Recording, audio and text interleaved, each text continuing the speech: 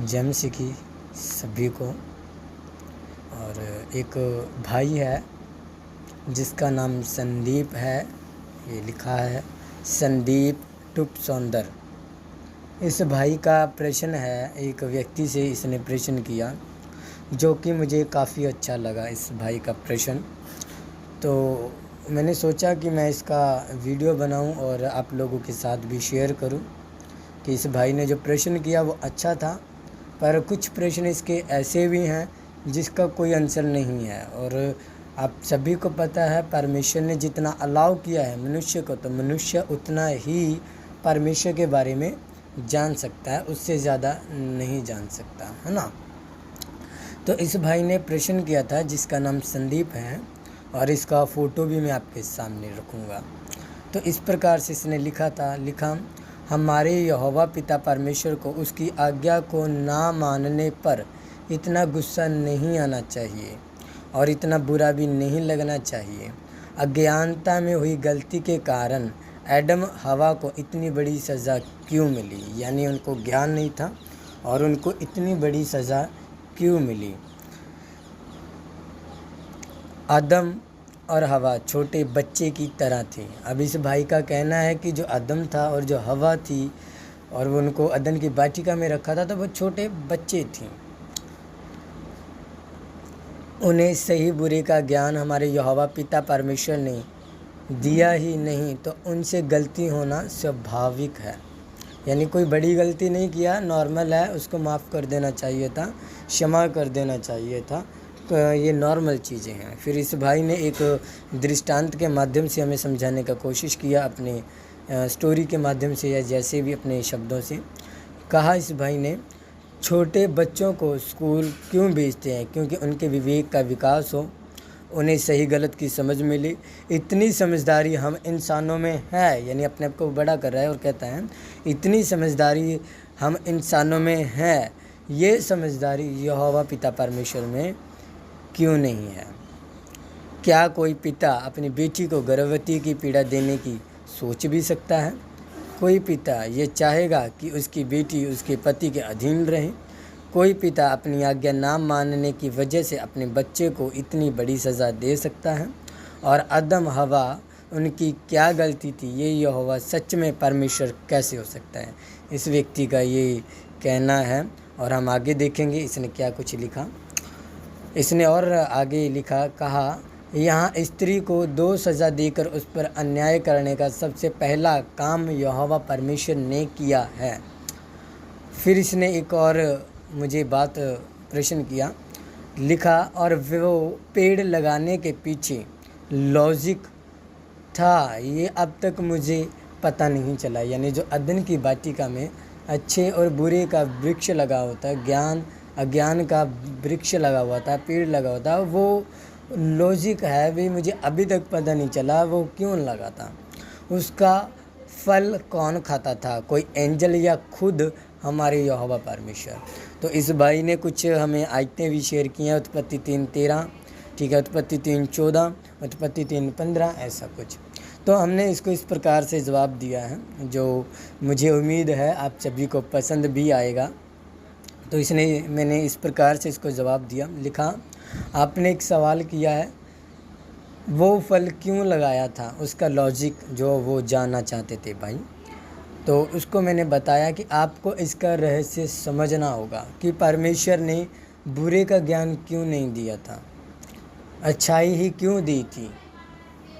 इसका रहस्य उस भाई को समझना होगा, हम सभी को भी समझना होगा, क्योंकि बाइबल उसके विषय में स्पष्ट तो नहीं कहती है कि क्यों लगाया था सीधा सीधा, पर उसके प्रति बाइबल अयूब को ले लें या किसी और व्यक्ति को ले लें, काबिल कैन को ले लें, है ना। तो ये जो व्यक्ति हैं इनसे हम समझ सकते हैं, इनके रहस्य से हम समझ सकते हैं। जैसे कि लिखा है, पहले आप अयूब को समझिए। शैतान ने यहोवा से बात की कि तू मुझे अगर इजाज़त देगा तो जितने भी तेरे लोग हैं सभी को तेरे खिलाफ़ कर दूंगा। इसलिए अयूब ने हर एक दुख तो सहा, पर शैतान को हक नहीं था कि वो उसकी जान ले ले। किसकी? अयूब की। यानी वो उसको दुख दे सकता था। तो यानो मान के चलिए कि यहाँ पे अगर परमेश्वर ज्ञान अज्ञान का दे देता, दोनों चीज़ें, तो यहाँ पे वो मैटर ही ख़त्म हो जाता। समझ रहे हो? तो अय्यूब को भी ज्ञान और ज्ञान का सब कुछ था पता, पर वो फिर भी परमेश्वर के पीछे चलता रहा। अगर मान लीजिए, अगर परमेश्वर ने स्टार्टिंग में ही, शुरुआत में ही ज्ञान अज्ञान का दे दिया होता, तो सबसे ज़्यादा पहले का ही व्यक्ति पाप कर बैठता। और तब भी तुम यही उंगलियां उठाते, ऐसे लोग आकर उंगलियां उठाते कि देखो परमेश्वर ने बुराई का ज्ञान ही क्यों दिया, देना तो अच्छे वाला ज्ञान था। तो ये है इसके पीछे का लॉजिक, सबसे पहला। दूसरा, आपके दूसरे सवाल का जवाब, जैसे जहाज़ पानी में चलता है तो वो जहाज़ आपको दूसरे किनारे पर लगा देता है। अगर बीच नदी में वो जहाज़ टूट जाए तो पानी अंदर और जहाज़ डूब जाएगा। अगर ऐसे ही आप यीशु मसीह के जीवन को देखें तो यीशु संसार में तो था, पर संसार उसके अंदर नहीं था। यानी वहाँ पे वृक्ष जो लगा हुआ था, आदम को, हवा को सब कुछ बताया हुआ था, एक वार्निंग दी हुई थी। चाहे वो फल बुरे का अच्छे का नहीं था, पर परमेश्वर ने उसको आज्ञा दी हुई थी। जैसे एक पिता अपने बच्चे को आज्ञा देता है कि बेटा तेरे को ये चीज़ नहीं खानी, ठीक है, तेरे को ये चीज़ नहीं करनी, और फिर भी वो करके दिखता है, तो गलत है उस चीज़ को। तो वो आदम बगीचे में तो रहा, पर जो संसार है, जो बुराई है, उसके मन में नहीं आनी चाहिए थी, जैसे यीशु था। पर उसने क्या किया, वो फल जो था लुभाने वाला था, तो उसको खा के, उसको चख के देखा, तो क्या हो गया, ये वार्निंग तोड़ दिया। अगर इस भाई की बात को समझने का प्रयास करेंगे एक और सिंपल तरीके से, कि मान लीजिए एक पॉइज़न होता है, जहर होता है, ठीक है, उसे डब्बी के ऊपर लिखा हुआ ये जहर है, वह फिर भी बोलेगा कि नहीं नहीं ये जहर नहीं है, इसको हम खा के देखते हैं, चख कर देखते हैं। तो अगर वो चख कर देखेगा, खा के देखेगा, तो क्या होगा, वो मरेगा ना वो। तो इसीलिए जहर के ऊपर पहले लिखा होता है कि भैया ये जहर है। तो वैसे ही परमेश्वर ने उसको पहले ही बता दिया कि तेरी मृत्यु निश्चित हो जाएगी अगर इसको खाएगा। चाहे वो नहीं मरा, पर उसकी मृत्यु तो हुई ना। कौन सी मृत्यु? संसारिक मृत्यु हो गई, क्योंकि उसके जीवन में मृत्यु नहीं थी। जब एक जहर की पुड़िया लाओगे, उस पर लिखा होगा जहर है, अगर वो खाओगे तो मरेगा ना। जब परमेश्वर ने उसको ऑलरेडी बता दिया था कि ये जहर है, इसको नहीं खाना, ये मृत्यु है, तो क्यों खाया? तो ये दूसरे आपके सवाल का जवाब था, जिनके मनों में ऐसा सवाल उठता है, ठीक है। आगे लिखा, ऐसे ही शैतान पृथ्वी पर फेंका हुआ था और पृथ्वी उसके वश में थी। और जैसे आपने बोला कि अच्छे बुरे का ज्ञान सबको होना चाहिए था, परमेश्वर ने आदम और हवा को आज्ञा दी थी, यानी वार्निंग दी थी, और परमेश्वर ने उनको अपनी महिमा के लिए बनाया, ना कि उसको संसार के लिए बनाया था कि जाओ तुम कुछ भी करो, जाओ तुम भैया पाप करो, जाओ तुम कुछ भी करो। नहीं नहीं, इसलिए नहीं बनाया था। उसने बनाया था महिमा के लिए।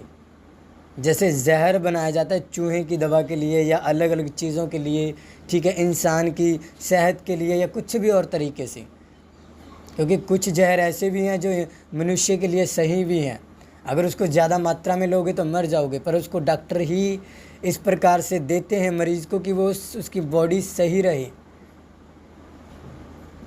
इसीलिए परमेश्वर ने उसको वो फल खाने से मना किया था।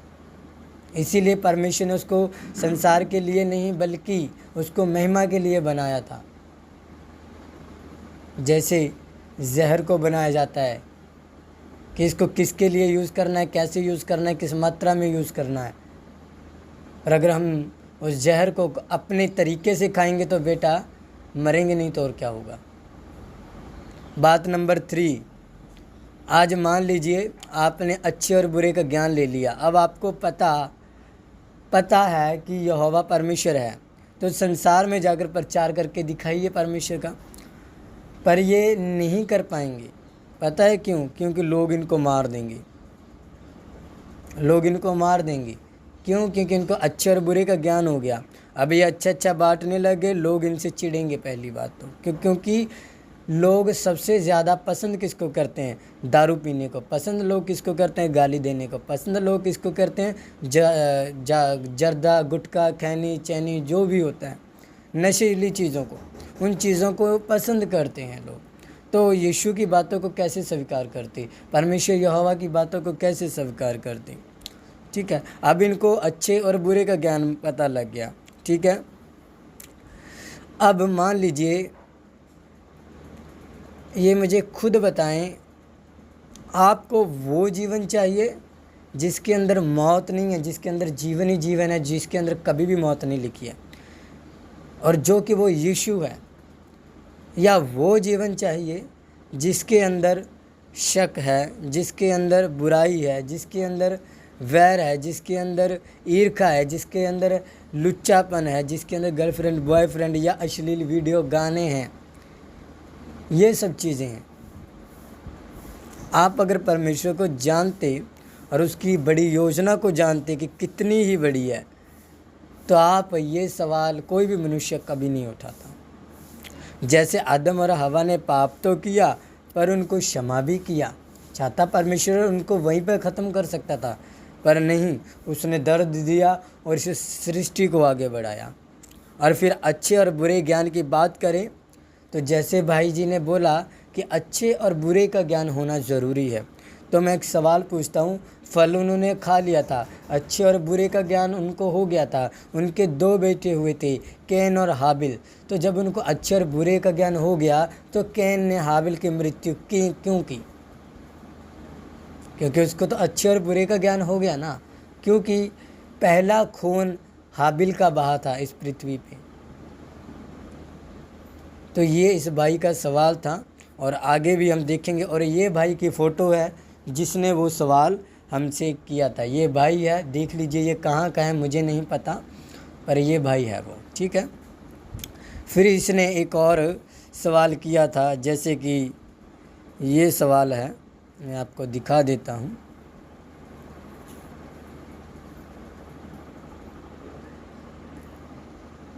जी, इसने ये सवाल किया था, किस आधार से वो बाप है, यानी यहोवा जो है वो किस आधार से बाप है। तो मैंने इस भाई को फिर से एक वचन लिखा जो इब्रानियों 5:13 पौलुस इस प्रकार से लिखता है, कहता है, क्योंकि दूध पीने वाले को तो धार्मिकता के वचन की पहचान नहीं होती, क्योंकि वह बच्चा है। उनको जब तक परमेश्वर के वचन की, परमेश्वर की जो रणनीति है, योजना, उसको कभी समझ में नहीं आएगी। जो दूध पीते हैं, जो वचनों को नहीं समझ रहे हैं, क्योंकि वचन जो है वो दृष्टांतों में लिखा गया है, वो सीधे सीधे नहीं लिखा कि कोई भी पुस्तक उठा ली और पढ़ ली, नहीं, वचन लिखा गया दृष्टांतों में, उसको अलग अलग तरीके से लिखा गया है, समझ से लिखा गया है, तो उसको समझने वाला होना चाहिए। तो इसीलिए हम इन लोगों से जूझ रहे हैं जिनको अच्छे तरीके से परमेश्वर के वचन की पहचान नहीं होती है। फिर इस भाई ने मुझे एक रिप्लाई दिया जिसका लिखा है कि दूध पीने वाले बच्चों से अपेक्षा नहीं होती, वो तो अज्ञानी है। यानी मैंने वचन किसके लिए लिखा था? इस भाई के लिए लिखा था जिसका नाम है संदीप, पर यह अपने ऊपर ही इस लाइन को लागू करता है। ठीक है, फिर आगे कहता है, उसके पिता से अपेक्षा होती है, यहोवा किस आधार से पिता है। यानी फिर इसी व्यक्ति ने फिर वही प्रश्न किया। तो फिर मैंने इस प्रकार से इसको जवाब दिया है, लिखा है, हे स्वर्ग सुन और हे पृथ्वी कान लगा, क्योंकि यहोवा कहता है, मैंने बाल बच्चों का पालन पोषण किया और उनको बढ़ाया भी है, परंतु उन्होंने मुझसे बलवा किया। यानी परमेश्वर ने हमें पाला है, बड़ा किया है, और हमने क्या किया? परमेश्वर के प्रति उंगलियां उठाई हैं। ये यशाया 1:2 में लिखा है। और फिर मैंने इसको बोला कि इसको तोरा कहते हैं, जिसको सारी दुनिया मानती है, उसमें भी यहोवा इस आधार से पिता कहलाता है, जो कि मैं रखूँगा तोरा के अंदर से भी वचन।